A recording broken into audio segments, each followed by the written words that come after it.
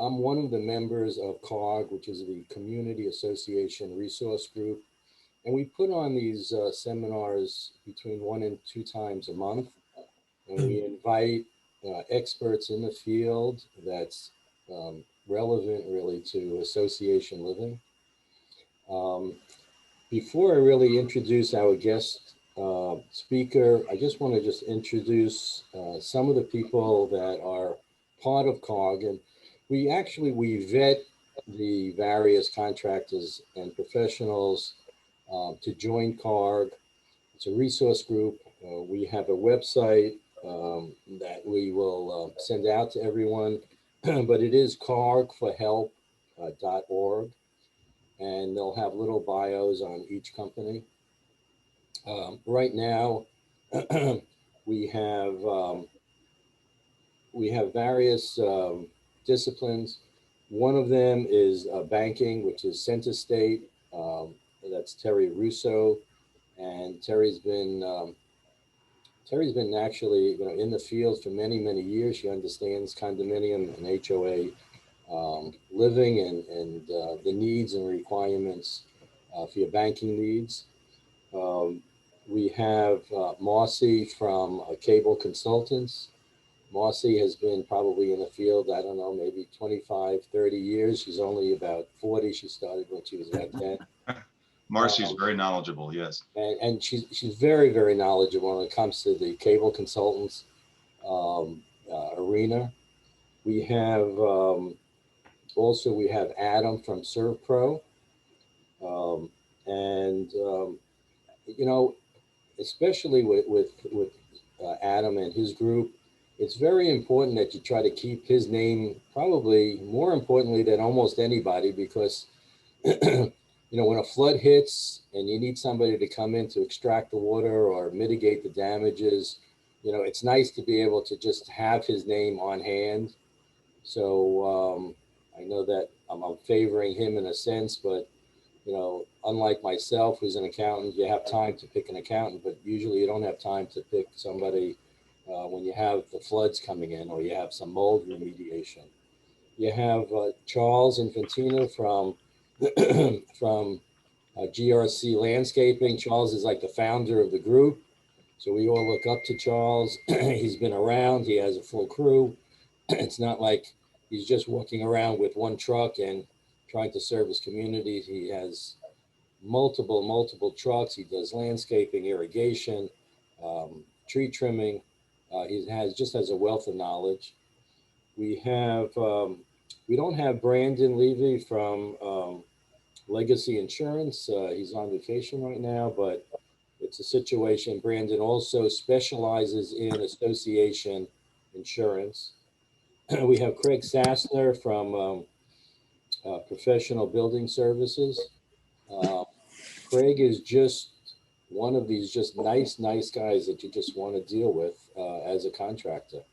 In addition to janitorial, he also handles light maintenance, and his logo and his phone number is on there.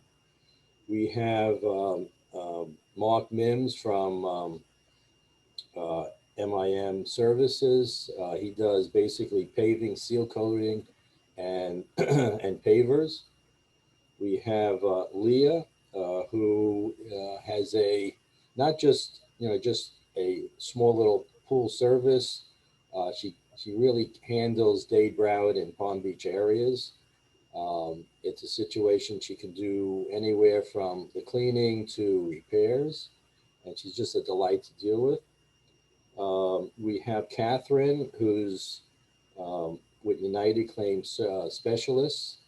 When it comes to um, adjusters, it's a situation I shy away from most adjusters because I think that, um, well, I don't want to say what I think, but Catherine really stands out differently. She's very reputable, very honest. She's not looking just to take your claim if she can't do good service for you. So she's really the tops in the field. We have Paul Baines Roofing, who I don't see has signed on yet. That's Joey. But again, Paul Baines Roofing has been around for many, many years. They stand behind their product, which is very important, especially, when there's hurricanes. You want to establish yourself with a roofer because that's who's going to get service first. We I think that's basically it. The only other person, and I don't say just any other person, would be Jeff, who started off the meeting. Jeff is with Support Depot. He makes everything for us just run very, very smoothly. I would recommend them, very highly if your association is doing Zoom meetings now rather than the in-person meetings with the COVID going on. It just everything goes very, very smoothly. Uh, and again, it's something that he's been around the industry for many, many years. He knows everyone. So, I know we're in good hands with them. And if you need that Zoom meeting technical support, Jeff is definitely the one to call. Well, I appreciate that. And like Marcy, I started when I was 10. So that's why I've been there so long. You know what I would just like to do? I would like, before we introduce Mark Gerstel, I would just really like just some of the members of CARG. We're going to split it up, a few now and then a few midway, just to say just a few words. Catherine, if you can, maybe for about 30 seconds or so, because I know everybody's chomping at the bit to go ahead and really to listen to Mark Gerstel. Maybe you can just introduce yourself and So my name's Catherine. I handle commercial and residential properties. I handle all kinds of property damage, whether it be leaks, mold, floods, damage to roofs. Obviously, when it's hurricane season, you guys hear about us a lot, but we're working all throughout the year. And like Mark said, one of my main points is to really help the owner because I strive on being able to provide great service, and there's a lot of bad reputations out there with other adjusters. So I really take that reputation seriously. So I really want to make sure I do a great job. We do free inspections. So if anyone has any doubts or questions, and I review policies as well, which is very important, especially to community associations. So if you have any questions, you can send me a private message and we can speak further. all right, great. Thank you so much. And we're going to do the ladies first because I'm a gentleman. Leah, if you can just tell her about your services with pools and spas. Of course. Hey guys, my name's Leah. My company is called Everclear Pool Professionals. I've been around for a few years now, and I handle residential and commercial as well. We do weekly maintenance. We do renovations like Diamond Bright. We do pavers, and we also do repairs. So anything that has to do with the pool, I can help you out. We have a bunch of discounts where the first 4 weeks of maintenance is free. We have 20% off repairs, and I always deal with my customers directly, so I always know everything goes right. So if you ever need me, just let me know. Great. Thank you so much. Marcy, would you like to Thank say you. just a few words with concerning cable consulting? Yes, thank you. So my company, Community Cable Consultants, has worked with almost 1,000 local associations, including the one that Jeff Solomon used to be at, Winmore and Coconut Creek. And what we do is we help the associations to renegotiate their cable agreements. So when your agreement is coming up, we would love to speak to you, even if it's 2 or 3 years out. Like Leah, we will also give you a free assessment if you want to reach out and just have us look over your current agreement, see if there are things that can be upgraded or costs that can be lowered. We'd be happy to do that. And we have extensive knowledge in helping communities get fiber optics at no cost from the providers. So we have done so many fiber to the home build outs, probably about 30,000 in the last few years. And it's very important to look at how you might be able to upgrade your community's infrastructure, really on the provider's dime, so to speak. So I hope to speak to those of you that would like to look into that further at a later point. Enjoy your meeting. Thank you. Thank you, Marcy.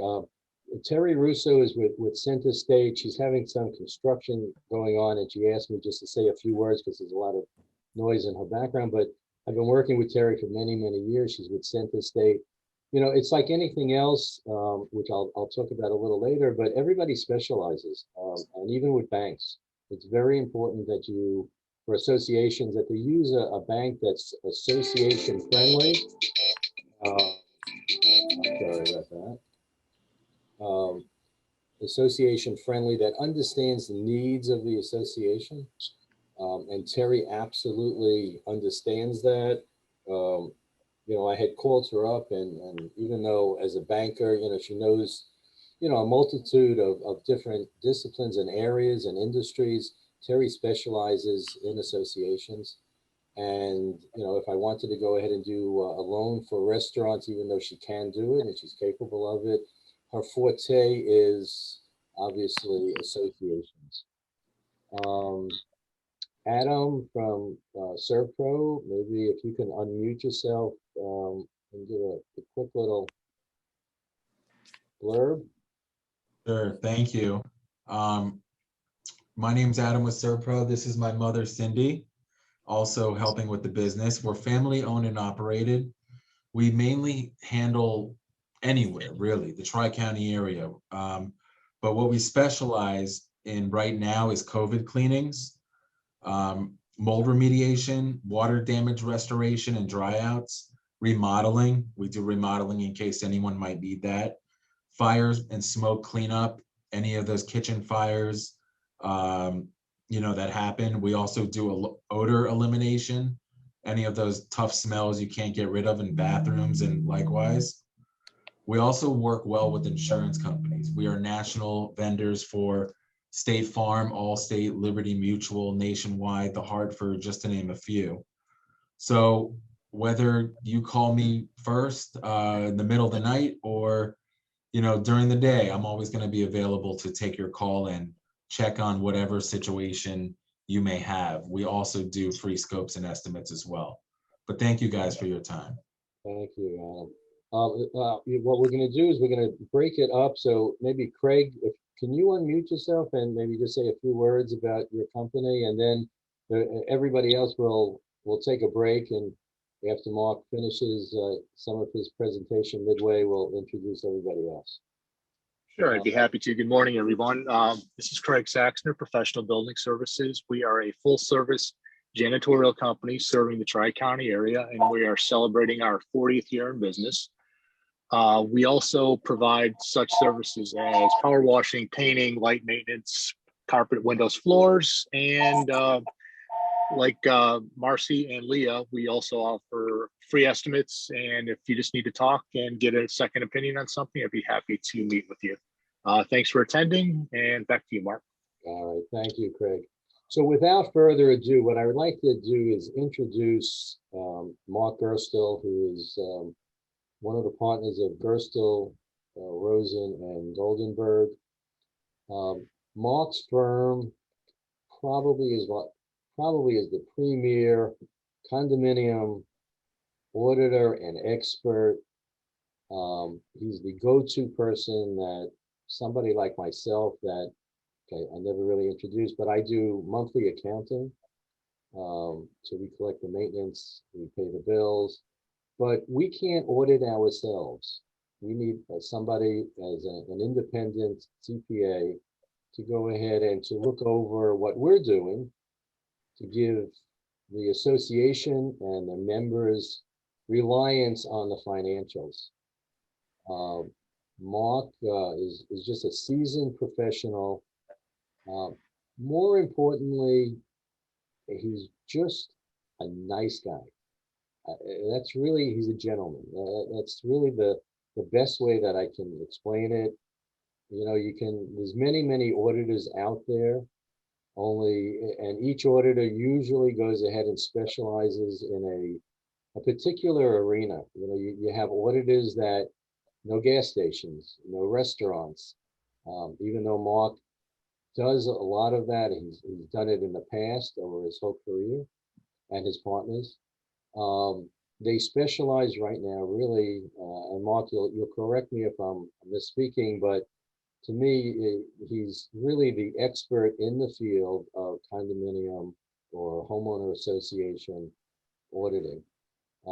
There's also Louis Lavandera, one of the partners there. He's on the top left, at least on my side, he's on the top left-hand side. Louis also is just a nice guy to deal with. And he knows, I can bring up any question that I may have, and it's like they don't even have to research it. They just know it. And that's really very important when you're getting an audit. And the reason is that most unit owners will never even see the audit, okay? But the audit is important because it gives reliance to the board and to the management companies or firms like myself that just do accounting for condominiums. They give us the credibility that everything is going right. And Mark is going to go through that in more detail.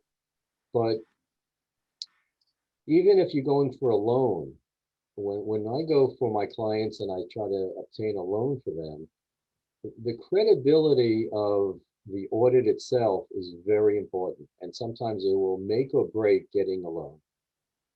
Like I say, anybody, not anybody, but any CPA can go ahead and perform an audit, but some audits are just not worth the paper they're written on. And that's why we've asked Mark and Louis from Gerstow, Rosen, and Goldenberg to join us, because CARG only wants to go ahead and have the top in the field. So without really further ado, I want to go ahead and introduce Mark, and he'll take it from there. And then midway, Mark, whenever you want to take a little bit of a breather, then I'll introduce some of the other people. And then at the end of the presentation, we'll really open it up to anyone that wants to stay on and ask questions to the experts of CARG. Free advice, there's no obligation. So Mark, I'll turn it over to you. Thank you, Mark. So I'm going to start kind of at the beginning, and we're going to kind of assume, like we do at a lot of board of directors, that a lot of people using these financials are not familiar with financial statements. So the very first thing is, what are financial statements? When someone says, I want to see the financial statements, what they mean is they want to see the balance sheet and the income statement. And that's very important that you realize it's two reports, because they tell two different stories. So before we talk about the balance sheet and the income statement, some more terminology. Below the financial statements are what's called ledgers. If, for example, on the income statement, you see repairs and maintenance is $120,000, and you want to say, well, who did we pay that much money to? Then you're going to ask for what's called the general ledger. That's a detailed listing of all the accounts on the balance sheet and the income statement. It shows the detail that leads up to the payee and the amount that shows on the balance sheet and the income statement. Underneath the general ledger, there are what's called subsidiary ledgers. The two biggest are accounts receivable and accounts payable.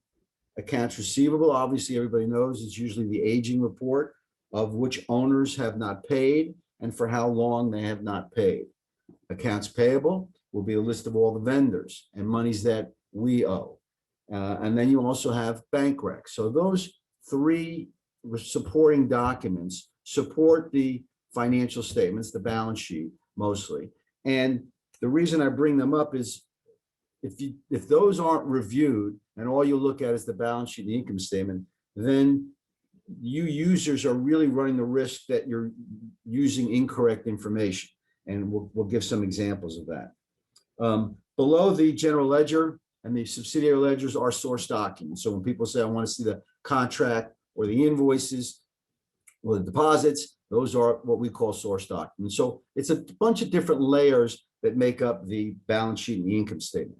Some general rules in reading financials. It's super important to know what your organization's all about. Mark talked about the general industry. For us, condos, HOAs, co-ops, timeshares, country clubs, hotels, hotel condos. So we see a lot of different types of entities, and each one has its own particular set of rules, its own best practices, and its own benchmarks. So it's important for you guys to know what you have, especially for condos and HOAs, because Within there, they can be mixed use or multi, meaning that they're separate divisions, and usually each division has to stand alone, and therefore it's very important that the accounting of each division is accurate, not just in total. To understand accounting, three basic rules. A, for every debit, there's an equal credit. And I'm sure you've heard debits and credits. And what that serves to do is for every cash deposit, there's a corresponding journal entry that gets made. Let's say it's a $100 deposit. We have $100 in maintenance fees. Now, the reason it's recorded twice is because to make sure that everything is in balance. If we have a deposit of $100, I can't have maintenance fees of $120. So if I record every transaction twice and each one balances, then theoretically, all my numbers are accurate and balanced. So if they don't balance, if the balance sheet doesn't balance or the balance sheet doesn't balance to the income statement, then we got a problem. Second, cash versus accrual. Most of the financial statements that people deal with on a monthly basis are accrual, meaning that transactions are recorded when they happen, meaning that the first of every month, we record the billing of the budget. And so we show revenues, let's say our budget is $1.2 million. We show the very first day of the month, revenues of 100,000. Now that doesn't mean I collected 100,000. I may have collected less, more, or nothing. But when the transaction happens, it's recorded. When I get an expense, when I get the bill in from the vendor, even if I don't pay it, it shows up as an expense. Now, the reason accrual is important and mostly used, it's required by the state of Florida because it's really the only way to show an accurate representation of what I have and what I'm using and what I have left. And so that's very important. Last big rule is that first condos and HOAs, we use what's called fund accounting. And what that means is that within the total association, there's an operating fund and a replacement fund. There can also be a reserve fund and a special assessment fund, a fixed asset fund, an insurance proceeds fund. All that means is they are separate funds, means separate divisions and within the total association. And it's very important for condos and HOAs because state law dictates that there are a lot of rules regulating what you can do with one set of funds versus what you can do with the other set of funds. So it's critical to understand that. Now, when most people talk about how we're doing on the numbers, what they're really referring to is how we're doing on the budget. And what that is the statement of revenues and expenses for an association. For business, it's called an income statement. And that's because we're a not-for-profit, different from a nonprofit, which is tax exempt. We do have to pay taxes or file taxes, but we're not in it to make a profit. We're in it to pay our bills, our operating bills and our replacement bills.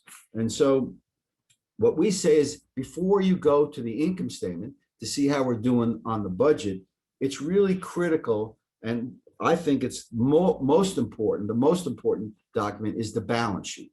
And the balance sheet by its name means two things to me. One, that it's in balance, that the assets minus the liabilities equal our equity or our balance. And it shows not our total assets, but what our balance available to spend is. Let me give an easy demonstration for not condos, but then we'll go to condos. If I have a building that's worth $1 million and I sell it today, how much do I get to keep? Well, if the building's worth $1 million, you would automatically. But reality is you have to look at what your liabilities. If I have a $1 mortgage, then obviously it's the $1 million minus the mortgage to show what my true equity is. And why that's important on the balance sheet is because most managers, business people, board of directors, what they look at is how much money is in the operating account. And by that, they now dictate whether they're doing okay or whether they're not doing okay. And the most important thing I can tell you today is when you look at the balance sheet, you can start up at the top, but your eyes should automatically go right to the bottom line. Cash minus accounts receivable and prepaid give us what's called our equity or our operating fund balance. Hey, Which- Mark, Jeff, I'm going to cut you off for a second.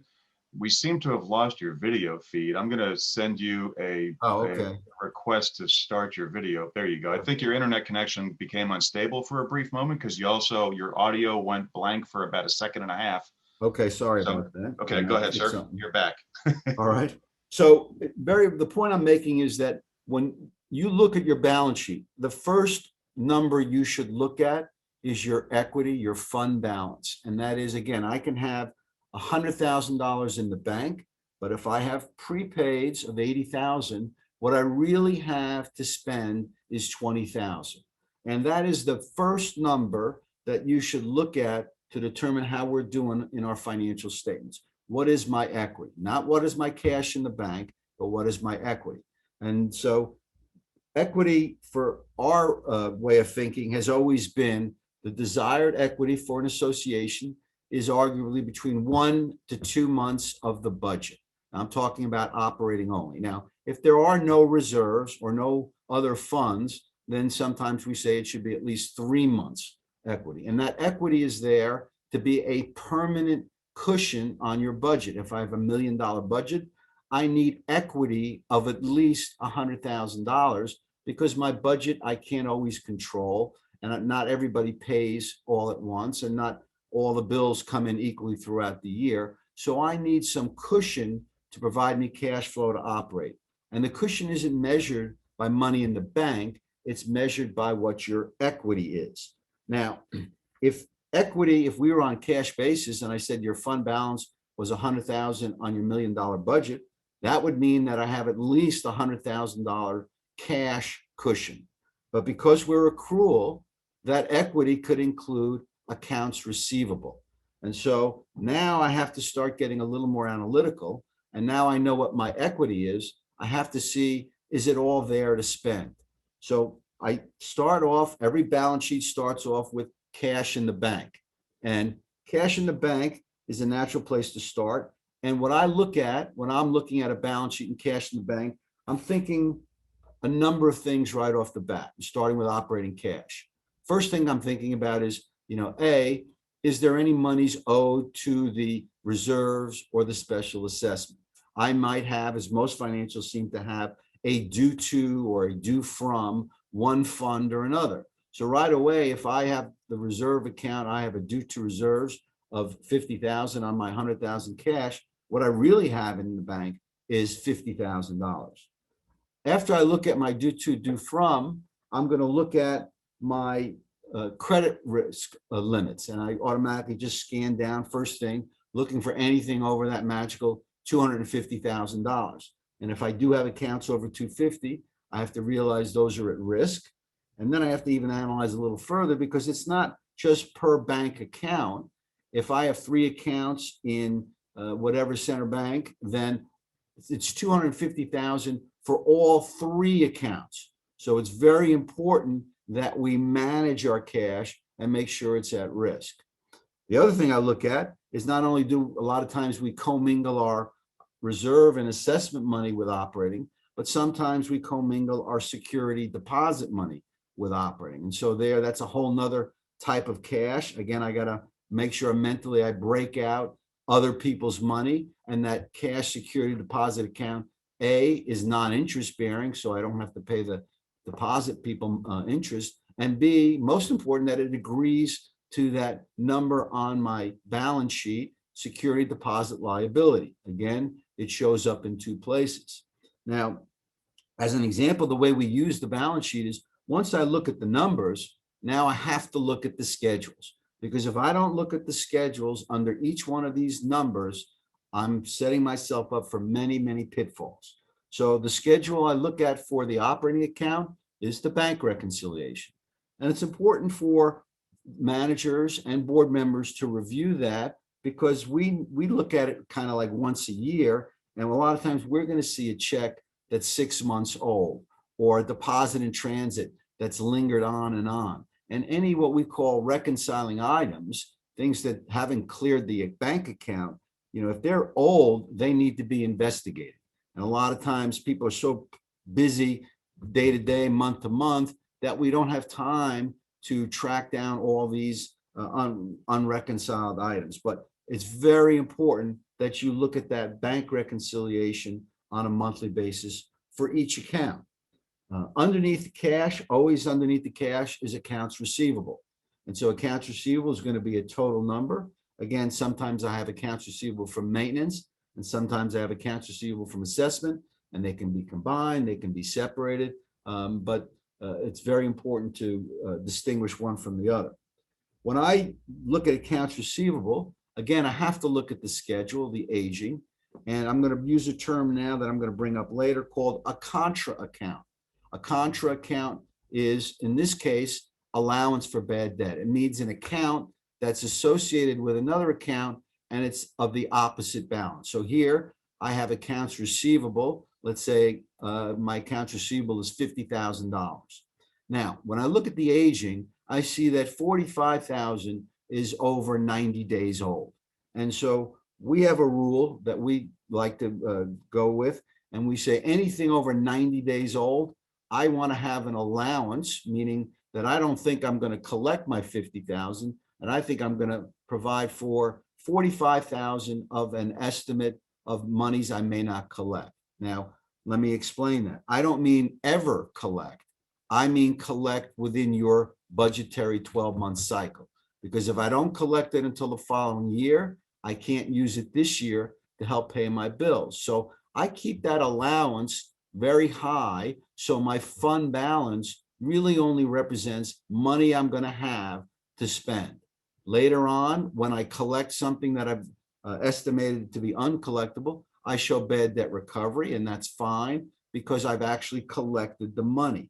So again, accounts receivable and allowance for bad debt, I should have a number, and underneath that, a negative number representing the money that of the accounts receivable I may not collect. Now, after those two, we see all kinds of assets. We see prepaid insurance, prepaid expense, utility deposits.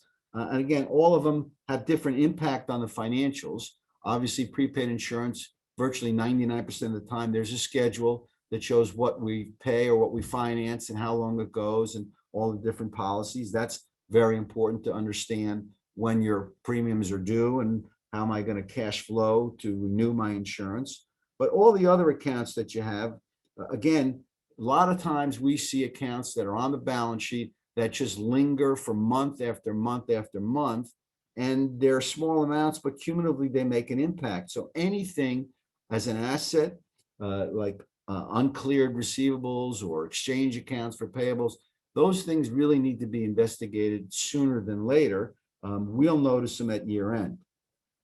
Underneath my assets, I have liabilities. Accounts payable, prepaid, security deposits, assessments, collected in advance, and other things. So those liabilities, again, accounts payable and accrued expenses. So many times we ask for the schedule. So many times we see things on there that are old and have to be taken off. And why that's important is those old payables that have to be taken off means that my statement of revenue and expenses is wrong, because I have some expenses in there twice. Once when I accrued it, and the second time when I paid it, instead of taking off the payable, it went into an expense. So again, it distorts all my numbers.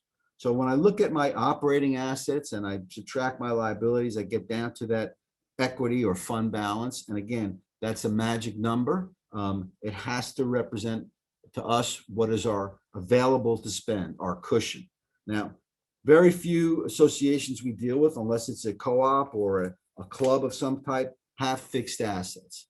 And we, as a general rule, are dead set against having any kind of fixed assets. When we spend money for furniture or equipment or anything that we would, in our other life for profit, we would capitalize, here, everything gets expensed when I spend it. It goes against, and now what I have to do is to make sure I code it to the right designated fund. Is it part of the operating budget, or is it part of a reserve or a special assessment? So if you have fixed assets, that's showing up in my fund balance, and it kind of distorts things because it may not really be available to spend. Now we get into the other funds on the balance sheet. Again, I have cash, reserve cash or special assessment cash and receivables. And what I want to do, just like I do with security deposits, I match up the cash to the number down below. If my cash in the bank for reserves is 500,000, I better look down on my reserve liability or fund, and it better be painting, paving, and roofing, for example, and it adds up to 500,000. Many times it adds up to 600,000 or 400,000, and it doesn't agree to cash in the bank. And people, when they think of what I have to spend, they're talking cash in the bank. So every month we want to reconcile, because, you know, if it's an assessment, many times people pay with one check and the money doesn't get in the right place. Or if it's a reserve, I paid it out of the operating account and I needed to transfer it back. So you really need to true up the, you know, debit and the credit, the cash in the bank to the reserve liability. Now, when we talk about reserves, we have the two types of reserves. We have what's called the straight line or separate reserves.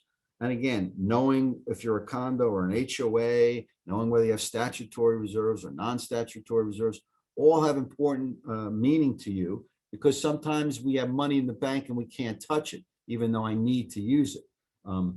Pooled reserves are all combined, where the separate and the straight line are separate. Have to be funded. Excuse me. Looks like I lost my video. I don't know if, can you still hear me? We can hear you. Okay. Folks, just so we know, with technology, what happens sometimes when there's an unstable internet connection or interference in the area, Zoom automatically defaults to where it takes away the video and then the audio is presented only. So keep that in mind. We're at the mercy of the service in the area, as I know Marcy with Cable Consulting can attest to. Mark, back to you. Okay, sorry about that. So we're talking about now reserves, and we talked about the two types, you know, for straight line or pool. And a lot of associations we see have like a hybrid. The boards wanted the new money to go in pooled, but I have these old reserves that I didn't get an owner vote to consolidate into my pool. So I'm going to see separate reserves, you know, lobby and pool, paving, roofing, and then I'll have pooled. So those funds represent, you know, the different types of monies I set aside through my budget that I have not yet spent. And what we're going to talk about now is, again, that contra account. What we like to see when you're spending that money during the year is, like, for example, underneath the roof reserve, I would show a contra account for roof expenses. If I'm using my reserves, I like to track each month and cumulative for the year, or even for the life of the project, how much I've spent. If I just reduce the reserve, the lower the liability and it gets smaller, I really don't see that what's happening. For example, if I have a roof reserve of 75,000 and I write a check for 35, a lot of people only show I have a $40,000 roof reserve left. And really, I'd rather see that I started with 75 and I spent 45 and I have 30. And I'd want to keep that negative number on there for as long as that project, which could last more than a fiscal year, so that I can always have the transparency, a magic buzzword, to show the community what I have spent for that project. This is extremely true on special assessments. Special assessments, for the most part, show up on the balance sheet. And that's because they need a cumulative accounting, especially the ones that take more than 1 year. For an assessment, the first thing we always ask, is there a budget for the assessment? Meaning, are we doing more than one thing? If we have one contract, then maybe all I'm going to have is the contract, legal, and engineering. So maybe I want 3 separate GL accounts to track those expenses. But if I have an assessment that's doing the chiller, that's doing concrete, that's doing painting, that's doing windows, for every category, I want to have a separate GL account, because I have a separate budget. And the only way I can truly account for how I'm doing on the assessment is to compare each line item budget, air conditioning, railings, pool, against its own budget, just like I do on the operating. So again, we use a contra account underneath the assessment. If I have 10 items in the budget, I have 11 accounts, one for the assessment revenue that I bill, and then I have the 10 different expenses underneath that. each with a negative bracket around it indicating what I'm spending on and how I have left. And the same thing with reserves, with assessments. I have to true up the cash in the bank to the accounting. On the balance sheet, it's in two places, up on top as an asset and down below as a liability, what's called the deferred revenue. Now, what happened for our year-end financial statements, which is different than your monthly financials, is that, and many of you have heard about AICPA section 606, there's a new revenue ruling that changed the way CPAs in their year-end financials thought about and presented the reserves. For years, we had the two columns, the operating column and the reserve column. And at the bottom in the equity, we'd have the operating fund balance, and then we'd have the reserve fund balance. So if I had $100,000 operating fund balance and $1 million reserve fund balance, it would go out showing that my total equity was 1.1 million in equity. But the AICPA said in the end of 2019 that from now on, reserves aren't going to be considered equity because they're not permanent. Operating is permanent because you're not, sorry about that, you break even each month. And so that operating profit fund balance stays permanent, but the reserves are only there to spend. And so they're going to be building up, and then gone. So we don't want to show them as a equity anymore. We're now going to show them as a liability. And that's, we'll talk about later on financial statements. But on your financial reports monthly, you want to make sure that A, is my cash in bank properly invested? Is it true up to my accounting for my reserves? And so with the balance sheet, again, I see my balances. I see what I have at the end of the month.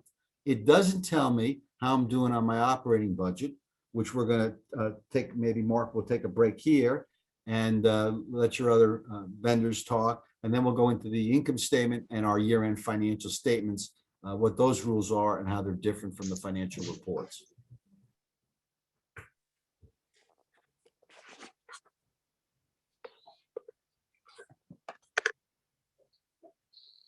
Mark, you're muted. Mark, you're muted, buddy. Hi, sorry about that. What I was saying is it's a lot to digest.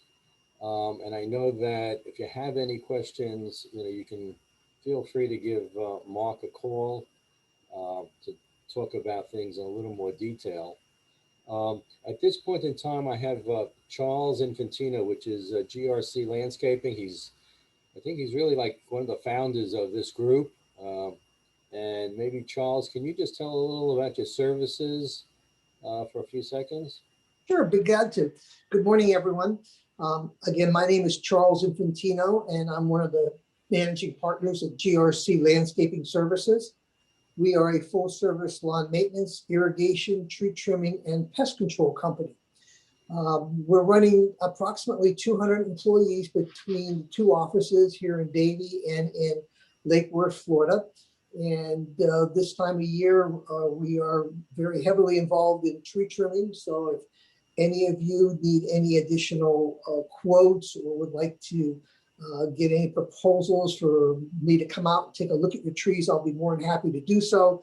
Just simply fill out in the Q&A section at the bottom of the screen, your name and address, its association, contact information, and I'll be more than happy to make an appointment to come out and see you. Thank you, Mark. Enjoy your meeting, everyone. Thank you so much, Charles. I got Mark Nim from the Pavers. Maybe there you go. You have the same backgrounds as I have, except you're using the bridge. Right, you're muted, Mark. You have to unmute yourself.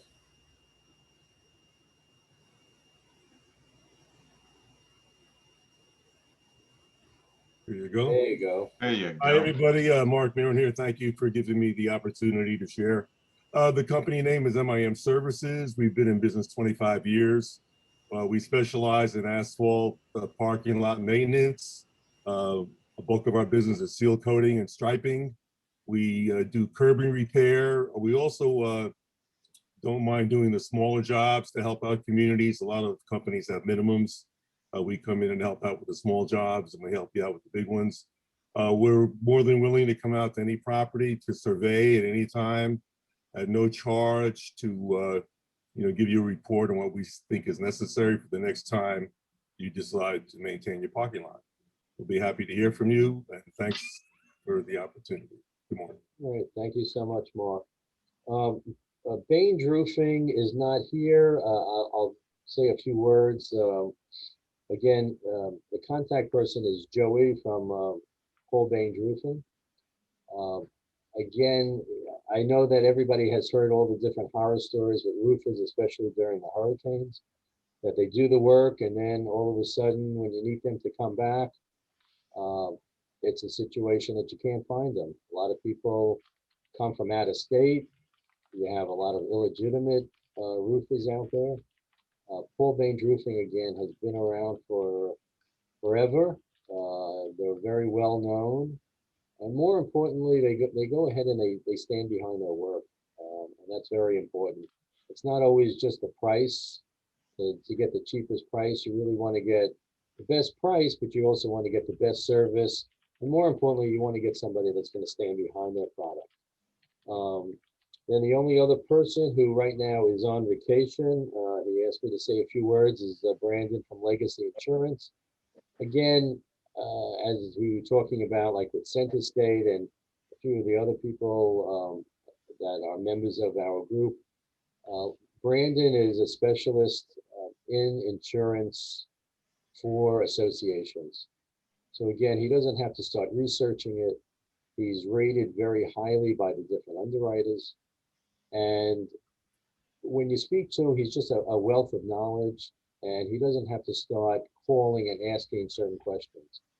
A lot of times I'll use Brandon to go ahead and to just evaluate, a certain policy if I'm taking on a new project, because there's a lot of different policies or clauses that should be written into the insurance that will help you down the road. Some things are very, very simple. Some are costly, but in the end, they could save the association a ton of money. There's such a thing called law and ordinance, and a lot of associations do not have that, and all that means is that it brings the insurance up to code. So rather than, if your windows blow out, rather than the insurance company giving you a replacement cost for your 30-year-old windows, so if you have law and ordinance coverage, they'll go ahead and pay you to bring up the windows up to code, which you would have to do anyway. I think that we have basically, we covered everybody here. I guess the last but not least is myself. I'm a condominium accountant. Been practicing for about 40 years. For the last 20 years or so, I've dedicated my firm specifically to association monthly accounting. We don't do any audits, so there's no conflict between Mark Gerstel. I'm not trying to take any business away from him. Mark is really like our go-to person to his firm to go ahead and to audit our books and the procedures that we do to give you reliance on what we're doing. But we basically go ahead and we collect your monies in various forms. We help you with special assessments and the collections. We send out collection letters. We also pay approved invoices. We have a software system that you can go online anywhere around the world, and you can you can approve the invoices. We can even imprint your signature. We will help you with the budgets, and basically anything that comes financially, other than audits, we're there to help. If you have any questions, I love to talk, as you probably can see. And I'm always willing to talk to you, no obligation. So that's basically really all the members of the group. Mark, I don't know which part you were going to go over, but a lot of times I know you were talking about with fund balance, which is in layman's terms like the equity section. I've had clients that take a look at the equity section, and I know that you went over that, but I think it begs to go ahead and just to maybe to clarify it. A lot of people go ahead and say, well, we have an equity of $1 million, but unfortunately they only have $20,000 in the bank, because of the liabilities and so forth. And they think that they can just spend that money. Maybe you can just briefly, go ahead and just expound on that just a little bit more, and then you can take over on your. Sure, sure. So and again, I think it's the most important point of how to read a financial is the equity, and is it really there to spend, and what that number is different from cash in the bank, and they are different. Fund balance or equity, what it should be is different from everybody. It depends on your budget, and also whether you're mixed use and have multiple levels. But generally speaking, it depends on the size of your budget. The secret for accountants in reading financials, the one secret is, whether it's the balance sheet or the income statement, we start at the bottom and then look up. And so right away, the first thing I look at is equity, and it gives me a number, and I need to know what the budget is to see if I'm within my range. And then I start looking up to see, okay, what makes up this equity? If I have $100,000 in equity, does that mean I have 200 in the bank and I have accounts payable of 100, and that's all there is? But obviously, more times than not, it's way more complicated than that. And I have things that are quote unquote assets, like utility deposits and other things that aren't there to spend. And so I have to mentally adjust for that. Or I may have accounts receivable with no allowance underneath it. And therefore, what looks like $100,000 is all in receivables, which I can't collect. And again, I have only 20,000 in the bank. So you really have to understand what are the assets that support that equity. And then how am I going to take those assets? How do they convert to cash? And then my liabilities, that means I can't use that amount. On a prepaid, I need to save it for next month. On a payable, it's already out the door. So it's very important that you start with what is my equity or fund balance in operating, what should it be, and then how is it actually manifested in real life assets. And so I start at the bottom, and then I scan up to get to cash and receivables and look that way. So it's a very strong point that you need to be comfortable with, because, again, a lot of times people run out of surplus or they run out of deficit and they panic. Do I have to change my budget up or down, one or the other? And it's very important to understand that what you profit or loss for the year is only one component. It then gets added to what I started the year with, my beginning balance, and then I can determine whether I have enough or too much or too little. So that relationship between equity and fund balance and cash in the bank and receivables and how it relates to my budget is really the most important thing that I do before I get into, how am I doing on my budget? So it's really a critical discipline to learn, is what is my fund balance? Again, we have a magic simple rule. We like to keep it simple. Is it 10% of my budget? Does my budget have at least 10% in reserves? So I just stick with 10%. And is that really there in cash, or is it, hidden in either fixed assets or receivables or things that aren't going to turn readily into cash? And for us, that's the barometer. It's an asset if it turns into cash, like receivables. So that's very important. Now, the balance sheet always starts at the bottom in the equity. It says, here's my beginning fund balance. And underneath that, it'll say current year surplus or deficit. And then the two of them equal my fund balance at the time. And again, I said everything has to be in balance. So if my balance sheet says my current year surplus or deficit is 25,000, then I have to look over at the income statement year to date, and it has to be the same number. If it's not, then I'm not in balance. One of the things we also like to suggest is that throughout the year, before we come in, make sure that beginning fund balance agrees to that accountant's report from last year, so that I posted his entries or there's nothing unusual going on, that my beginning number for this year has to be my ending number for last year. It seems pretty obvious. So now we get into what everybody talks about, which is the statement of revenues and expenses. And which is also the budget comparison. And, you know, for an auditor or an accountant doing a review, you know, we spend a lot of time here because these are the numbers that, you know, can be, you know, manipulated or off. So basically, starting off the general format is the revenues on the top, the expenses on the bottom, and then obviously the net underneath that. And virtually everyone that we see has a current month actual, current budget, month budget, the variance, and then year-to-date actual, year-to-date budget, year-to-date variance. Now, we often suggest if you have the software and the capability, maybe you drop the variance and in both the current and last year and show me last year's numbers. So I have current this year actual, current budget, and then actual for last March. And then I have the March year-to-date, the March year-to-date budget, and the March year-to-date last year. What that helps me do is on seasonal things like utilities or landscape replacement or, you know, tree trimming or things like that. It helps me identify maybe my seasonal variances. I have a very high gas bill in the early part of the year, and then it catches up later in the year. So we all start with the revenues. And again, the owner fees and the cable fees and all that, they always equal exactly the budget. So it really is not going to tell me really how am I doing on collecting my money. For accrual statements, those numbers equal the budget. There's no variance. And so there's really no analytical.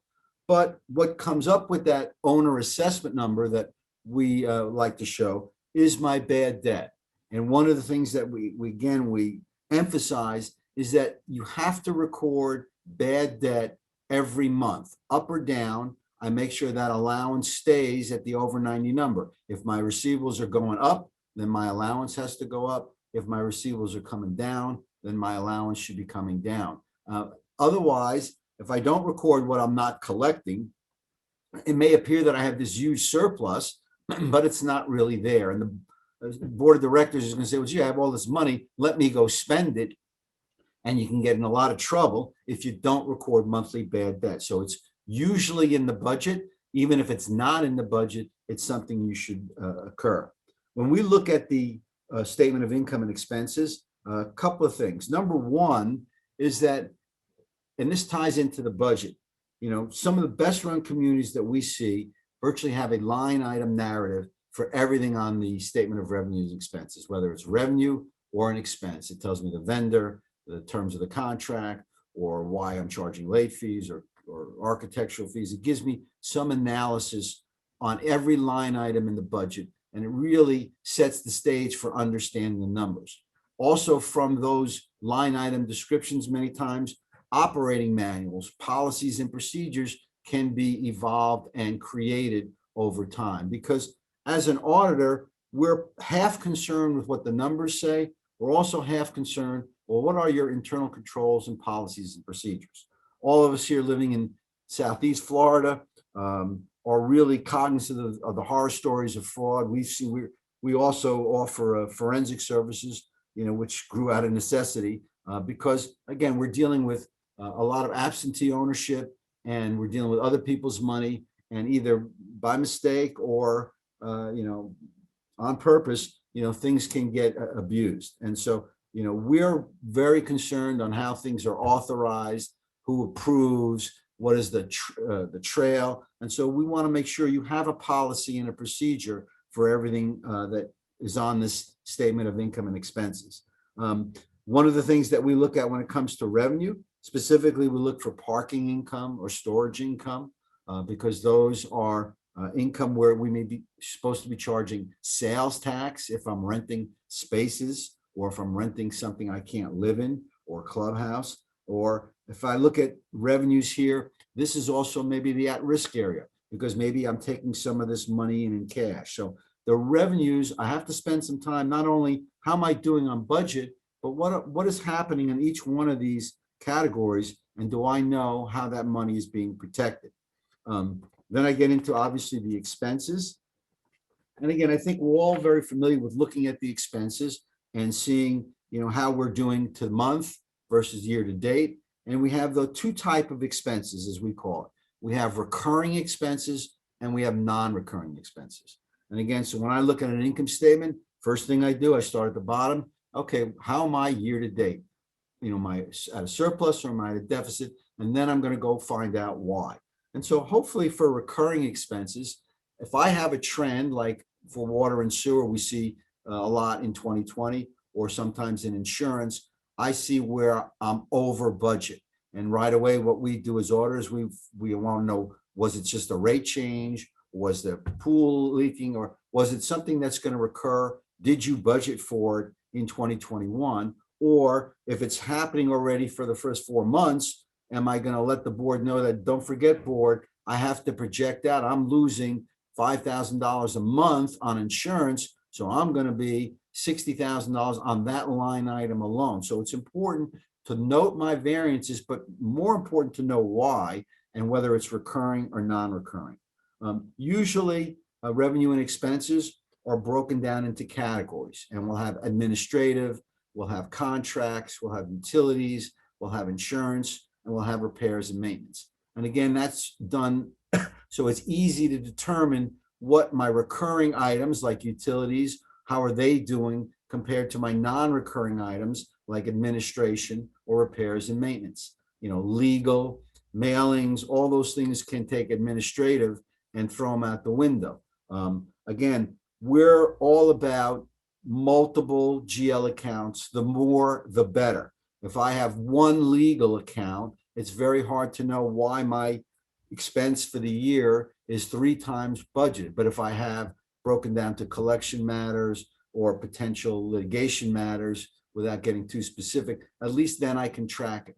Same thing, and even more important, in repairs and maintenance. If I put everything into building repairs, or God forbid, contingency, I have no idea what's going on. And I really need to then go to the general ledger, find out how am I spending my money, am I going to continue going that way, and or not. And so again, we like to see, air filters, pool supplies, cleaning supplies, as much detail as we can. It really helps pinpoint out from year to year where my abuses are and what I have to adjust for budgeting. Again, it's very important to monitor the trends. And again, some things are seasonal, and very rarely do we see anybody's seasonal budget to reflect that. Normally the budget is just divided by 12. And so you have to, again, break down that profit or loss into the 3 or 4 major reasons and give them explanations. We haven't done our tree trimming, so we're showing a huge surplus on that line item, but that's going to dissipate. Now, a lot of times we're going to see what's important here is the coding.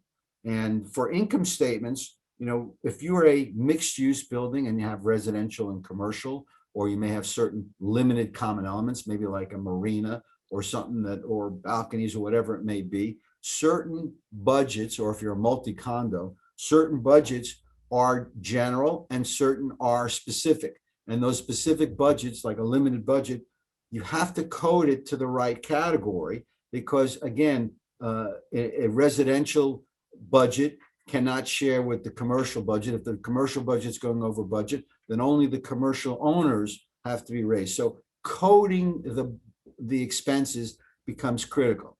And probably what we see more abused than anything is coding of repairs and maintenance. If I have any expense that is a painting or roofing or a paving expense, I always see it in the reserves. And really, one of the policies you should dictate and have as a written policy is, again, if I spend $5,000 on a roof repair and it extends the life of the roof, by law I can, it's a material non-recurring item, I can code it legally to the roof reserve. But again, if I'm doing that every year, multiple times a year, then I'm really hiding an operating need that needs to be budgeted for. And B, when it comes time to do the roof, I'm not going to have all the money, because when I budget for the roof replacement, I say the total cost, 100,000 divided by 20 years, I put 5,000 a year. But if I'm spending that or half that every year on repairs, then I'm not going to be there at the end. So how you code repairs, whether it's a reserve or an assessment, which item in the assessment, or is it relating to an insurance claim, or is it a condo 1 versus condo 2, or north versus south?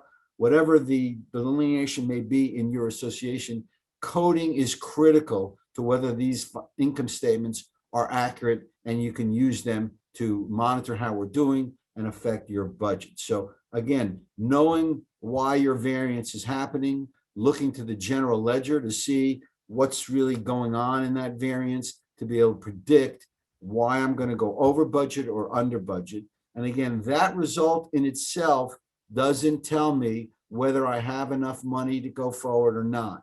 I have to take my income statement result, bring it over to the balance sheet, which it should be, and then I look at how it is affecting my equity. If I started the year on $1 million budget and I had a $100,000 cushion, I had my 10% in there, and then I lost $20,000, I might say, you know what, that was a non-recurring loss. I'm down to 80,000. That's 1 month. That's not so bad. I don't really have to do anything. Conversely, I may have a $20,000 equity. I had a big $80,000 surplus for the year for whatever reason, insurance. And I may think, well, let me just roll that into next year's budget. Wait a minute. Let's see what that $80,000 surplus did to my total equity. Did it bring it up to too much, or am I still now with that at the right level? So you have to kind of work the income statement and the balance sheet together. Again, line item narratives and descriptions for every single line item are a very handy tool to monitor how we're doing. Now, Mark, if I can just, sure. We have a question from Amir, and you touched on it, and I have a feeling that you'll be talking about reserves maybe a little later also in depth. But he said in the statement, and I'm assuming that he's talking about just the monthly financials, is there a time frame on the life left for the reserves? I know that, when we take on a client, we'll go ahead and we'll put together for them a reserve schedule, not a study, but a reserve schedule. And on that schedule, when we set it up, we do put in the remaining, we put in the total life and then the remaining life. But that was really one of his questions. Maybe you can expound on that. I know that generally in the balance sheet, you're not going to see, in the reserve section, you're not going to see the life, but you would see it on a sub schedule. Right. And so that gets back to that point of, yeah, I can have the balance sheet, but to really understand what's going on something on the balance sheet, I probably have to look at my subsidiary schedule. And as you pointed out, replacement cost and remaining life are probably the two most abused things in all the condo world. Because why? Because they dictate how much maintenance fees I'm charging. And the higher the replacement cost and the shorter the life, the more I have to charge. So quite often, if I look at realistic numbers and say, okay, I need X, I have Y, and I have so many years to go, if I look at real numbers, I'm going to have to raise my maintenance fees 10%, and my board is going to get voted out. And so what happens is they manipulate in good faith, let's say, the life. Well, that roof is really not going to last 5 more years. It's going to last 10 more years, and it's not going to cost us $200,000. I know we can get somebody to do it for $150,000. So by changing those two components, the life and the cost, which don't really show up anywhere on your financial statements, they only show up in your budget notes, then you're going to totally dictate whether your association will need an assessment or not need an assessment. So, but not only how much am I putting away each year, which is dictated by the life and the cost, but how often am I going into that reserve and using reserves by coding expenses that really are probably operating expenses because they weren't contemplated when you did your formula of how much I need to put away each year. It didn't include any deferred maintenance. And so, coding and using up those amounts, even if I have the right replacement cost and the right life, I'm not going to end up with the right reserve number. All you're going to see on the financials on the income statement is how much I collect each month and then how much I transfer over to the balance sheet to more or less put into savings. You don't really see on the income statement how am I using my reserves. For that, I have to most often go to the balance sheet and hope that they're using contra accounts so I can look in the reserve section and see negative numbers. And that is a good way. Again, if I see a negative number pop up on my balance sheet of 4,000 under painting or pool, now I'm going to ask, well, is that really reserve, or should that be over an operating or assessment or insurance claim? So having the numbers and looking at the numbers and determining whether they need to be reclassified, which is not a bad thing at all. A lot of times people get nervous when they look at a general ledger and they see in and out and in and out. That really, to me, indicates that somebody's looking at it and saying, hey, I need to reclass and recode some things. So again, the income statement, I think, has to be used in conjunction with the general ledger. You have to look at the general ledger, whether it's monthly or at some point, every quarter, and look at the detail in the reserve section and in the operating section to see what transactions are really being coded and are they in the right place. Mark, if I can also, Sure. there's another question here, because I know you mentioned a few times deferred maintenance, and and I'm not really sure if a lot of the participants really understand that. A lot of times what I'll do with my clients is, if they don't have reserves, when we do the budget process and we hold hands to go ahead and to come up with a new budget, if they don't have reserves, I try to push them to create an account of deferred maintenance and capital improvement and squirrel away some money, through the operating budget on a monthly basis. And it's like a little rainy day fund, especially if they do not have reserves. And maybe can you just talk a little So about let's talk about what they can be, what they can use that deferred maintenance and capital improvement for, and really what your thoughts are. Sure. So first off, Florida law for both condos and HOAs more or less says that, the board of directors must create a budget that includes full funding as they see it based on replacement cost and life. But the ownership can vote to have what we call partial, or they could also vote to have no reserves.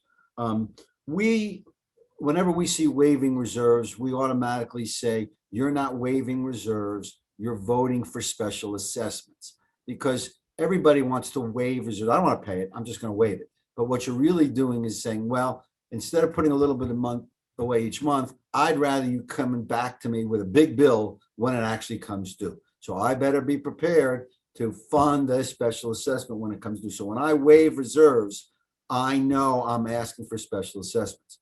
Now, obviously, it's done for many reasons in South Florida. Some totally legitimate, where if you need the money, I'd rather hold it and I'll give it to you when you need it. It's never a problem in collecting that. But for many communities, it came to light in 2008 that associations have to do everything they can to avoid special assessments. So we, obviously, being conservative, like to see reserve studies, and we like to see associations following reserve studies. Short of following a reserve study, we would, and especially if you keep your operating fund at a relatively tight 10% amount, we would absolutely recommend that you maintain, as you mentioned, Mark, a partial capital expenditure or deferred maintenance reserve. Now, what are those? Capital expenditure is the purchase or replacement of an asset, an air conditioner or a chiller or something like that, that is material in cost and lasts more than a year.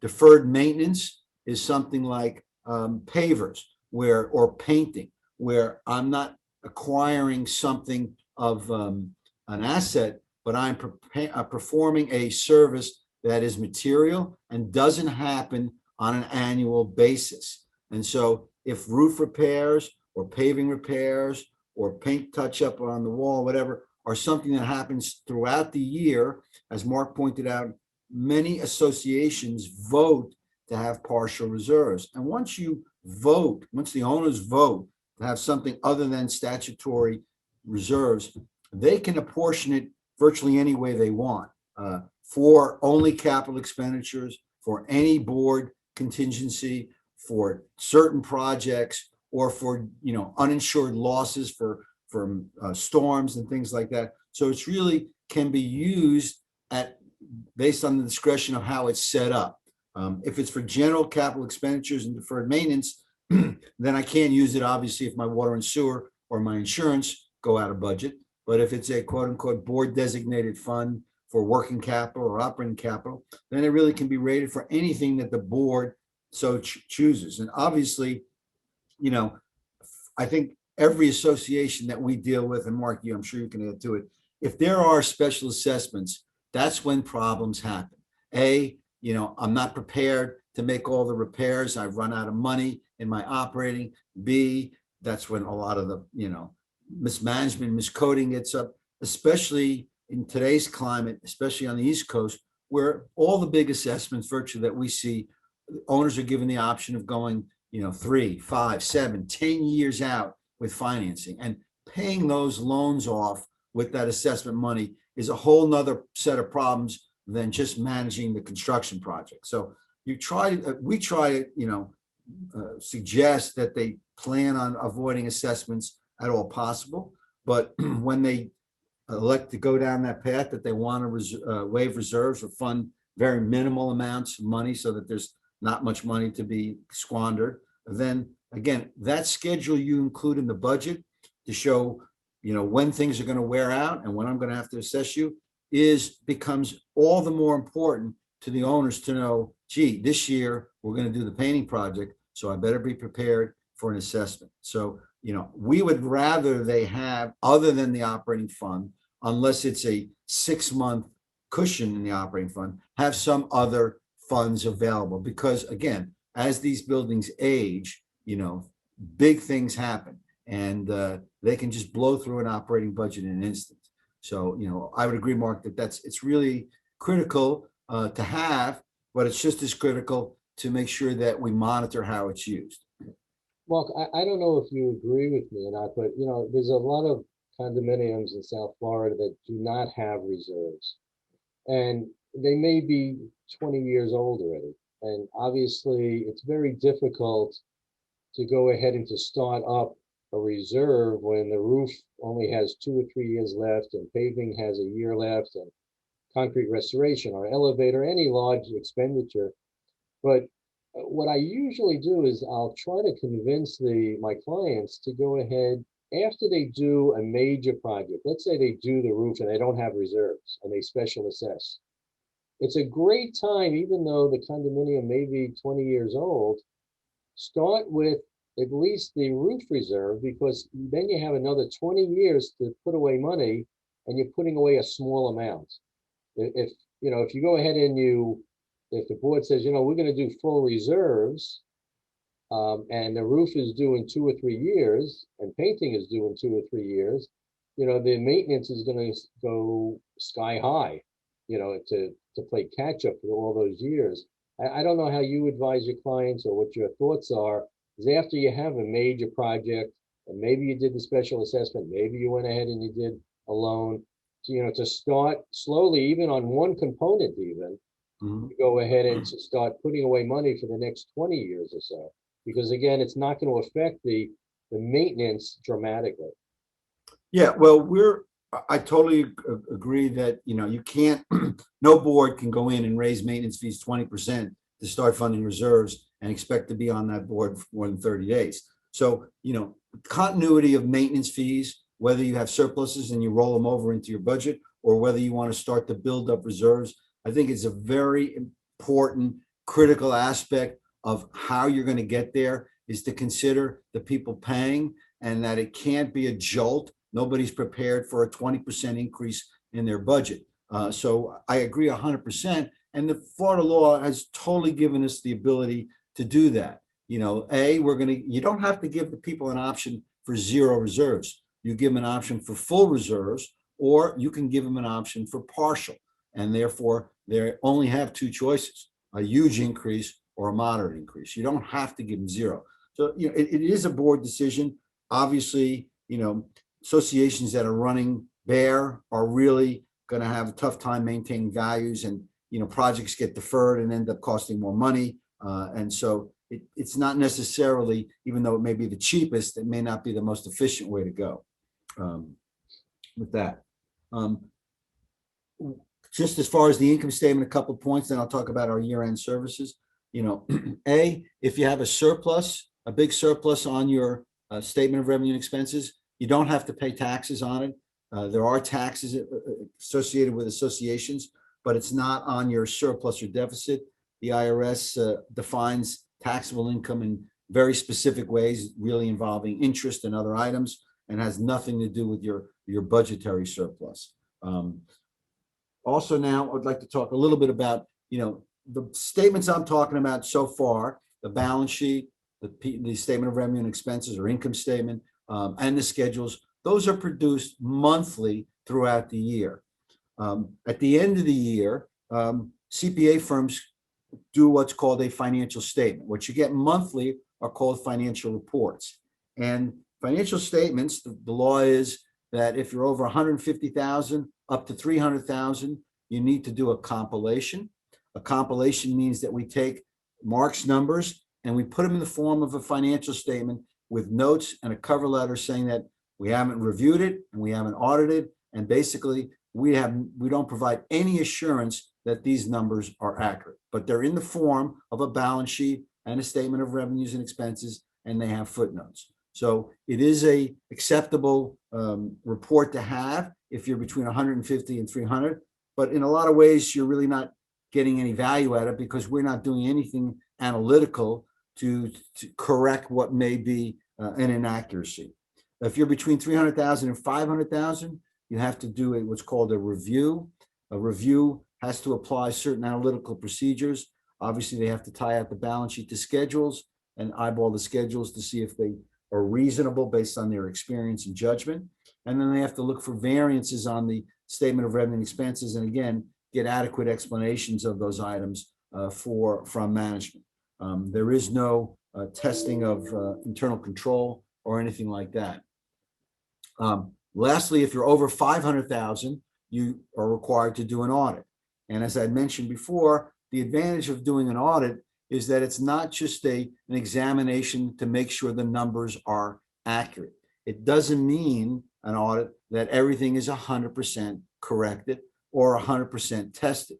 An audit means that we audit the processes and procedures, the internal control behind the numbers, to identify any deficiencies or weaknesses in internal control and provide a management point on them. And then also, we are now going to look at the source documents. We're going to look at contracts. We're going to look at invoices. We're going to look at insurance claim reports to make sure that the numbers are in agreement with the source documents. We'll confirm with the attorneys to determine if there's any litigation going on that needs to be disclosed.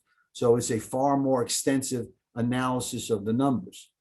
Beyond that is are called forensic services. Gerstle Rosen-Goldenberg, I'm a CFF, certified in financial forensics.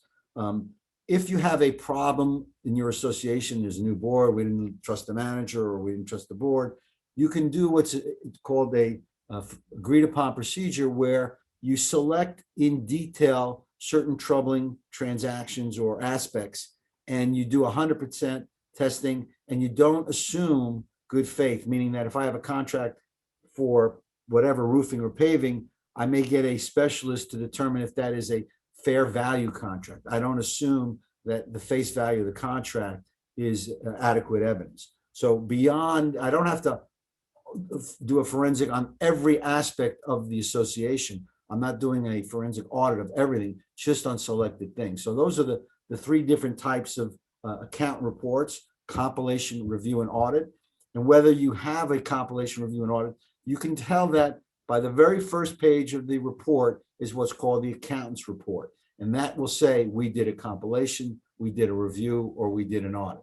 And we'll explain what supplemental information behind the notes is there.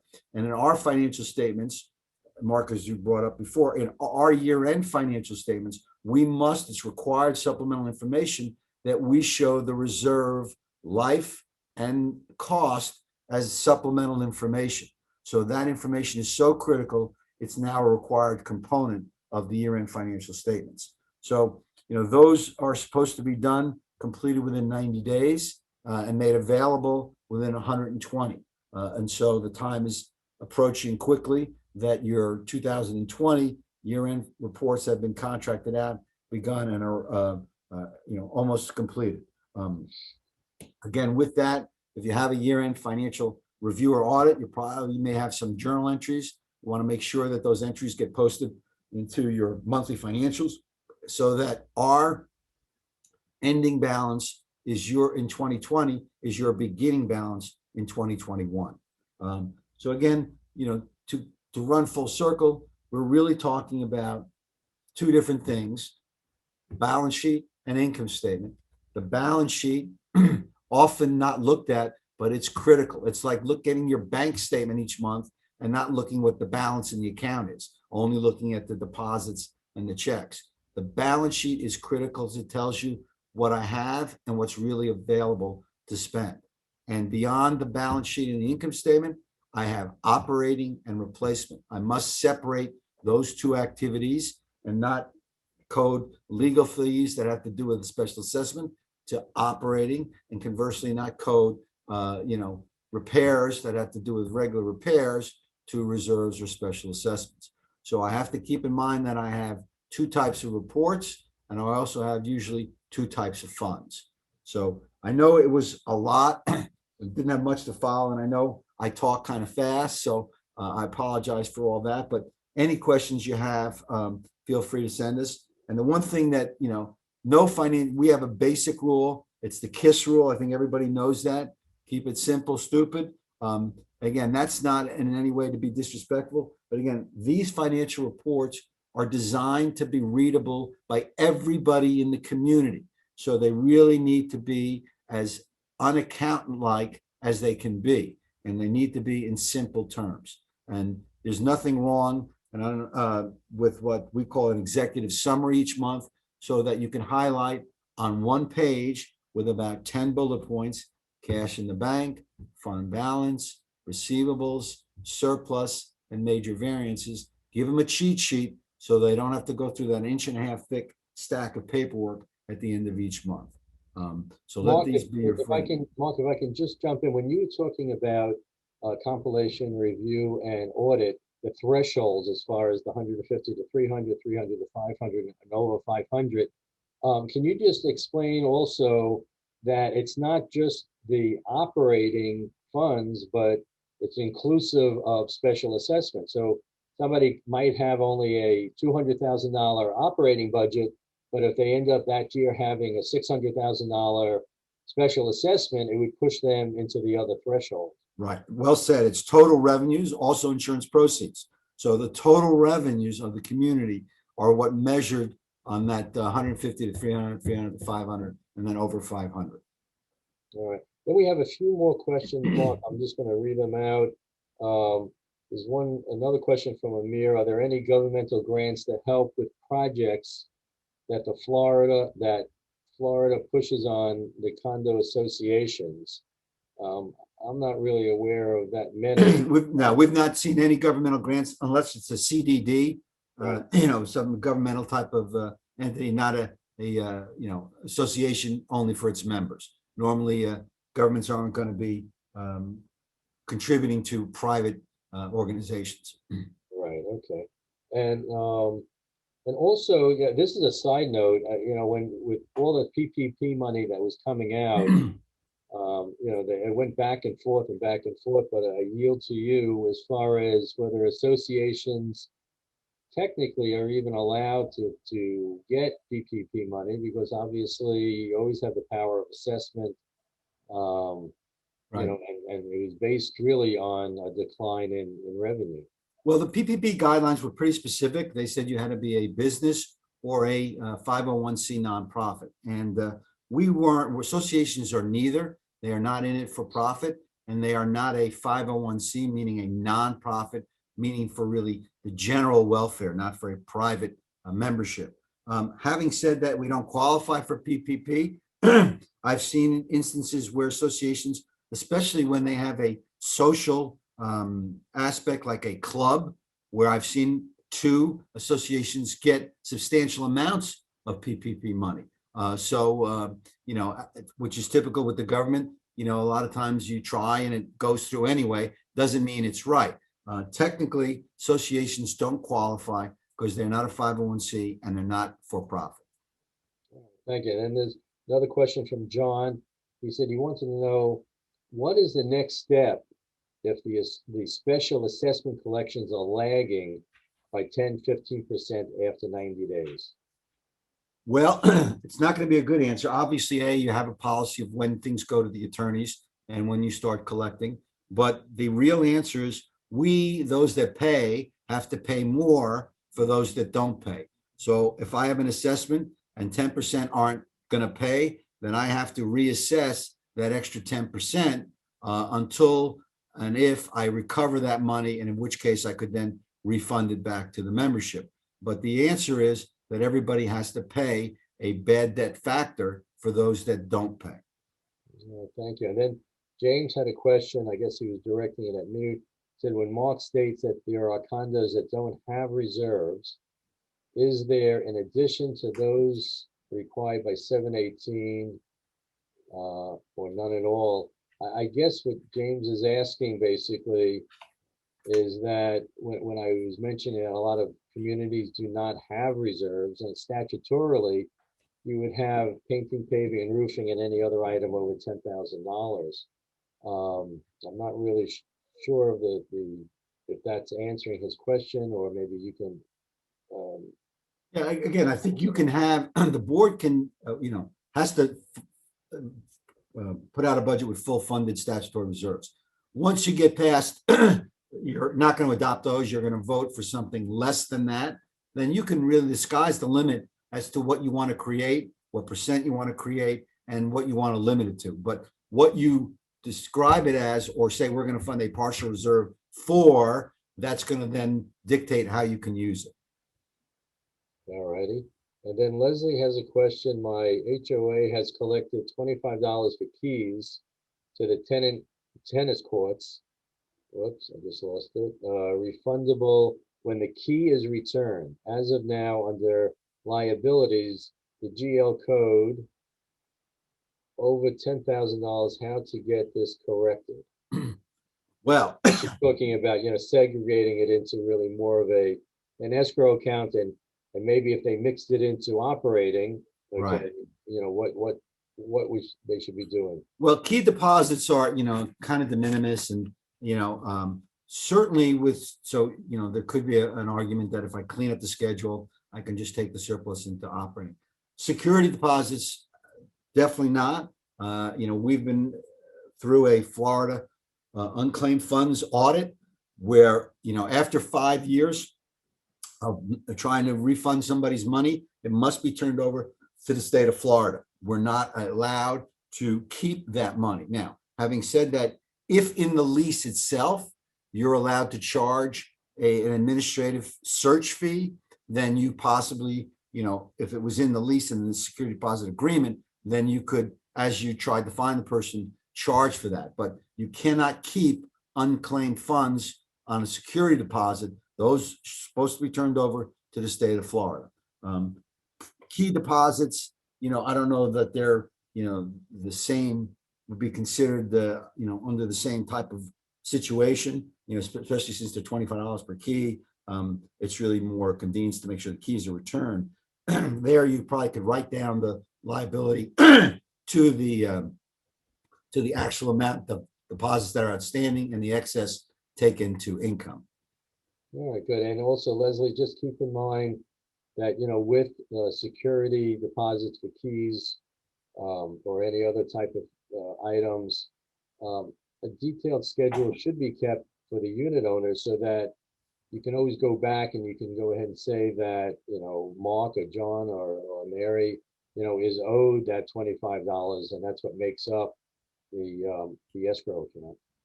That security deposit list is a troubling thing, and it's something that really needs to be monitored throughout, because more times than not it's outdated and doesn't agree to cash in the bank, and is somewhat of a nuisance to go back and research. But it's a cumulative schedule that needs to be kept. It's not something that can be found in the general ledger just for the year's activity.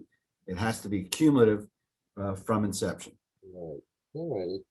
That's really all the questions that we have right now. If you have any other questions, you can go ahead and you can call Mark Burstall directly at his firm, or you can submit it into CARG and we'll pass it on to Mark.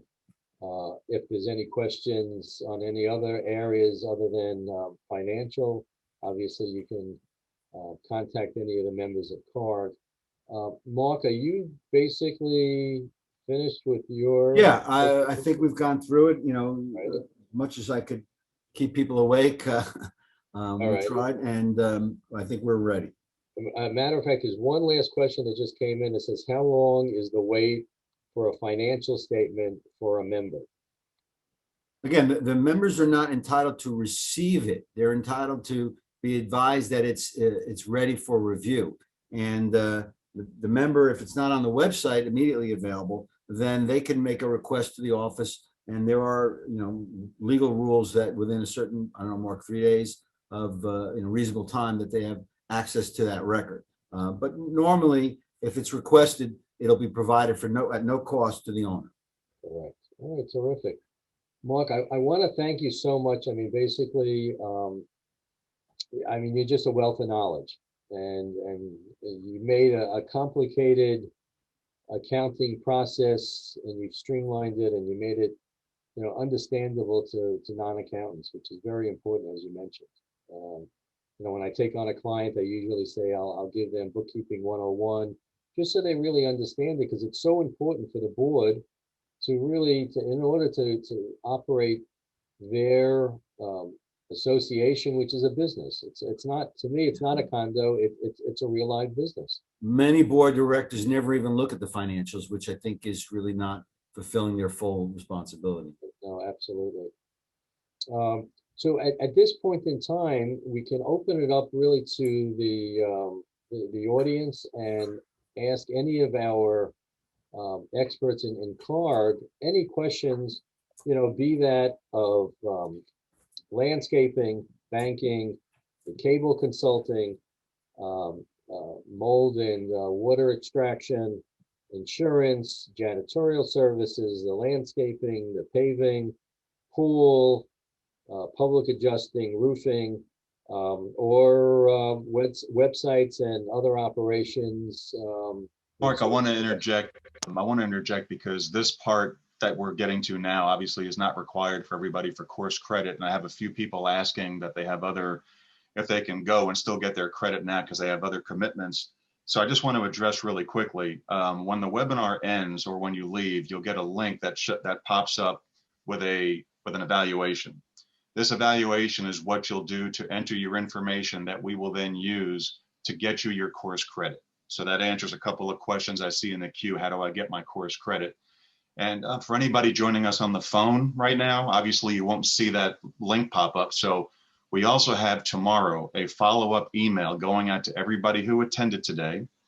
In that follow-up email, you will also have the link for the evaluation so that you can get your credit if you happen to be on the phone right now versus joining us with your computers.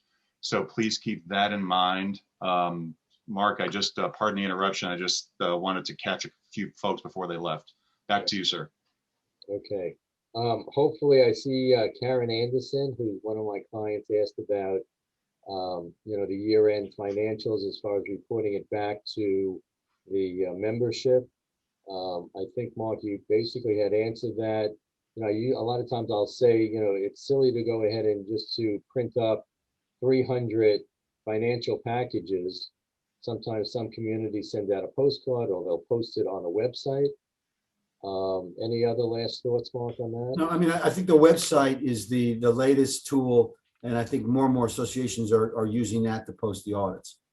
But again, yeah, it's not required to be mailed out, but normally at a board meeting, they will make an announcement that the board has adopted and accepted the audit for year end and is now available for the owners, and then they can contact the office and receive free a copy. All right, terrific. Karen, I hope that answered your question.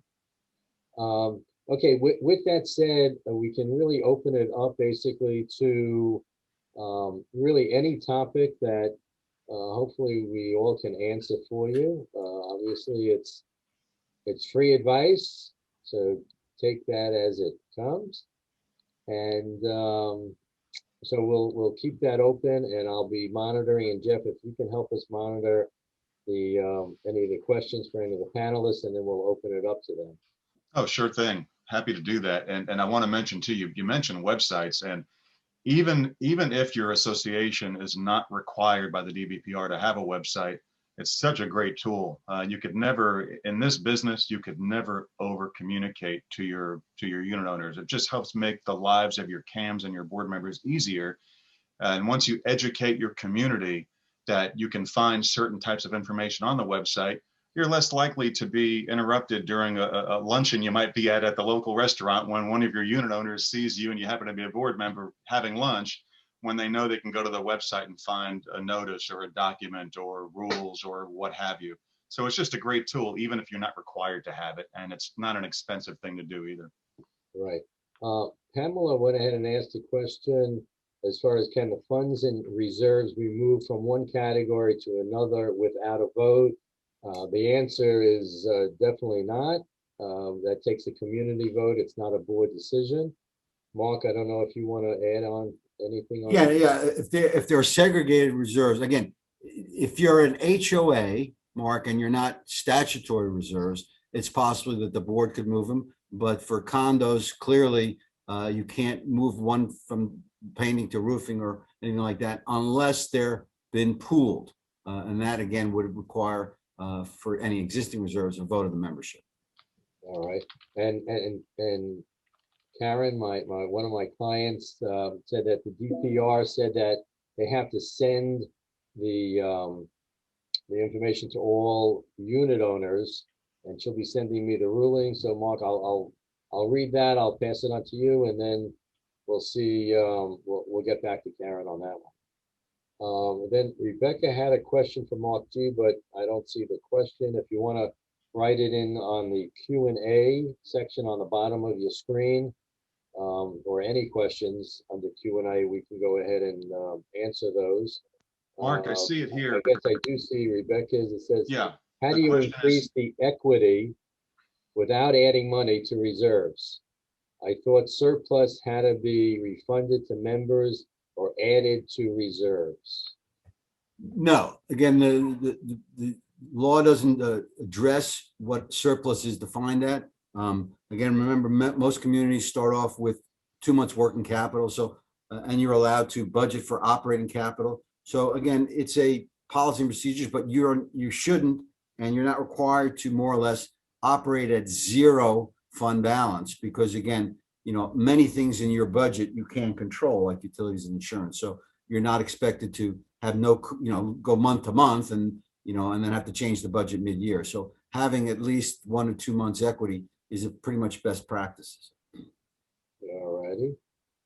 All right. And you know what I may do now is maybe just, as long as we have just a few more minutes, Catherine, do you want to, can you unmute yourself and can you just talk a little more about public adjusting? And I don't know if she's walked away. Oh, there she is.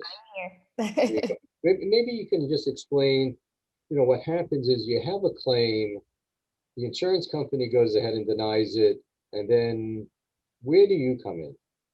So it's best if we usually come in from the beginning. And the reason that is because if we're able to start from the beginning of the claim and actually file it ourselves, then that makes a big difference throughout the whole claim than if we were to come maybe when you are just realize you've been maybe lowballed or denied.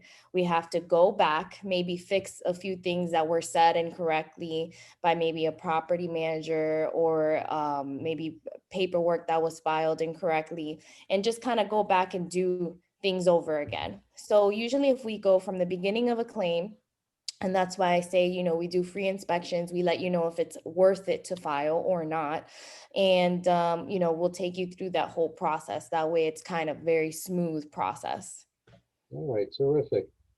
Charles, can you unmute yourself? I don't know if you walked away. I was just hoping that maybe Charles can talk about all right, Charles. Charles, can you just talk, and you have to unmute yourself, Charles? You have to unmute. Okay.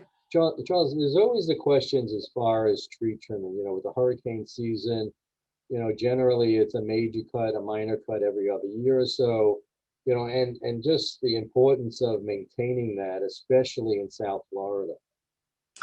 Yes, Mark, it's really important that, from a liability standpoint to the association that your trees really be trimmed prior to the start of hurricane season. Most associations usually like to do the palm trees twice a year and the hardwoods either once a year or every other year. And it's so important. I mean, the devastation that a big ficus tree or an oak tree, and I'm sure Jeff could, contend to this, that, if a big oak tree comes down, it can actually go right through and cut a building in half, cut a house in half and so on. I mean, it's just devastating. And, a simple pruning prior to hurricane season can alleviate that by going up through the center of the tree and opening up the canopy so that wind can actually go through from the bottom through the top and create that circulation that it needs. Anything that's too top heavy is going to get blown over. That's basically, if it's not aired out, it could very well be knocked over. So, it's a lot less expensive to trim the trees before the storm comes rather than having to spend thousands of dollars. And I say thousands because big trees can run anywhere from $1,800 to $2,800 to take down a tree. So, and then of course you got the cost of replacing that tree. So isn't it true that nature brush trees and stuff is not covered by association insurance policies? That's something that you'd be on your own for, right? So it's cheaper to get it taken care of before the storms and before the season, correct? You are absolutely 100% correct. Now, I do remember that when we were speaking with Brandon Levy, our insurance guru, that there is a provision in some insurance policies that you can take a supplement to your policy that would cover removal of debris, and removal of debris would be fallen trees. So you may want to check with your insurance agent to see if that's available with your policy. But you are absolutely correct, Jim. And Mark, there was a question from Sandy. If a new board inherits past board's budgets and it's incorrect in forecasting expenses, can the budget be amended by the new board? Yeah, as long as they follow the same procedure that was required to adopt it. 14-day notice, mail out to the owners, have a board meeting and adopt it. But absolutely they could and should. Right. All righty. And sometimes it may be a situation, Sandy, that you may want to go ahead and think about possibly if there's a budget shortfall, to do a special assessment. It's just a quicker, easier procedure than giving out, a new budget and following all the protocol that the Florida statutes provide. It's more the shortfall special assessment could possibly, correct your bad budget in a much simpler format because it's a board decision. I'm just looking if there's anything else here. Let me just see. The other thing that I wanted to just talk about, and again, Terry, her audio is not going that well, but associations should really anticipate that something may go wrong. And if you don't have the adequate reserves, you don't have what I would call even excess funds, you might think of going ahead and getting a contingency line of credit from a bank and to be used in emergencies. You have a bad hurricane that comes up, even though you may have very good coverage, you're going to have a deductible. And to go ahead and to do a special assessment immediately and try to collect that deductible amount from the unit owners on a special assessment, that can take a few months at best. It's not going to happen overnight. If you had a contingency line of credit from a bank, you can go ahead and just call the next day and all of a sudden the money is wired right into your account and you can take care of, for argument's sake, even the landscaping cleanup, which I know in my community when we had in 2005, we probably had about $150,000 to $200,000 of just cleanup of landscaping that was not covered by our insurance. Luckily, we had contingency lines of credit and we were able to pull it, and we were able to get the roads cleaned up. You know, the very next day they started working on it, because again, contractors want to get paid, and first come, first serve is if you have the available funds. So again, it's very important, you know, to have those contingency lines of credit available to you. It's a great point. And then there's a question that came in via email that does not show up here in the chat or the Q&A. And the question is asking, would be from Marcy, but Marcy's not here, but I could answer this question. The question is, are bulk internet packages available now too? And the answer is yes. You can consult with somebody like Marcy Gershoni from CARG about bulk internet if you want to go that route as well. And so those are available for community associations. Keep in mind, don't frown upon bulk TV agreements either, because even though there may be a lot of stuff in the package that doesn't interest you, if you start doing things a la carte, that stuff adds up. Like just for instance, right here on my own, you still have to pay the provider for your internet service. So you're still paying that $60 or $70 a month to get your high-speed internet. Then when you start adding these a la carte services together, like add Netflix, Hulu, Disney Plus, HBO Max, you start adding all those things together, you're paying a lot more than your old cable bills. It's starting to get to that point where these things are really adding up.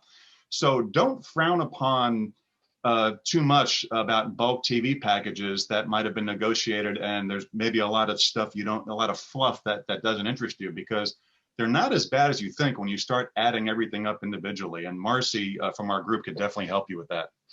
Right. And you know, Jeff, while you're speaking, you're on a roll. Can you tell us about your services and what you would provide to associations? Well, just the brief elevator speech. Thank you. You mentioned it earlier, but thank you for the opportunity. When it comes to associations, I assist with stuff like this, helping run the board meetings from behind the scenes, or any other meetings for that matter, as well as assistance to CAMs and management companies, acting as sort of like a manager assistant with anything that can be done remotely. And we do the same thing for service providers in the community association industry. So in addition to that, the creation of websites. So we'll create either template-based or custom-built websites for your community associations. All right, thank you. Thank you. I will tell you, you know, the meetings run very smoothly when Jeff gets involved. Well, thank you. I see that Craig Sassner signed on again. Craig, hopefully you can hear me. Maybe you can go ahead and just tell a little about your services, especially now in light of COVID and all. Craig, are you there? You may have just Yes, signed on. I'm here, Mark. There he is. Yes, sorry about that. All right. Did you hear my question basically about with COVID and your services? Yes, with COVID, we've actually, I did. Yes, you know, we pride ourselves on our cleaning normally, but with COVID, we really had to ramp it up, especially in the association stuff, touch points, and made it a priority in these uncertain times to really strengthen and really emphasize the cleanability that we normally do. And so far, so good, not to jinx it, but really had no issues since then. And fortunately, none of my people were affected, and we're just moving forward and trying to adapt like everybody else. All right, terrific. There was a question from Carol. It was really concerning insurance, which Brandon Levy is not on right now. If you want to go ahead and write that question in a little more detail, you know, on the CARG site, or if you want to contact me, I'll pass it on to Brandon, and I'm sure that, you know, he'll definitely give you a call, and he can go ahead and explain any answers to your question. All righty, I think that's basically it. I don't see any really other further questions. I'm delighted to see that most all participants, you know, stayed on to the very end. For two reasons: one, you'll get the credit, and two, you know, it was good that people were engaged to go ahead and to speak to us. Again, Mark from Gerstle, Rosen, and Goldenberg, I want to just thank you. I mean, we've known each other for, I guess, over 20 years. Obviously, I highly recommend you and your firm, a wealth of knowledge and just the expertise and just the being a gentleman and just being a nice guy to work with. I mean, the whole staff is, whether it's I guess this means I'm buying lunch again, right? yes, that's why I put it in. I mean, whether it's Sharon, who's your assistant, or Lewis, or Rob Rosen, just you have a good bunch of people, and again, I can't speak, highly, more highly. Much appreciated, Mark. Thank you. All righty. Again, I want to thank everybody for joining us. We'll be sending out again notices for next month. We'll be having other panelists. And again, if you have any questions, please don't hesitate to contact us. You can go to the website, which is CARG, C-A-R-G, the number 4, and then help, HELP.org. You can write in any questions, or you can we have contact numbers that you can call us directly. Again, thank you so much. I know sitting through 2 hours is not easy, but I know we've enjoyed it, and I hope that it was enlightening, for everybody. Does anyone else have any particular things to say before we sign?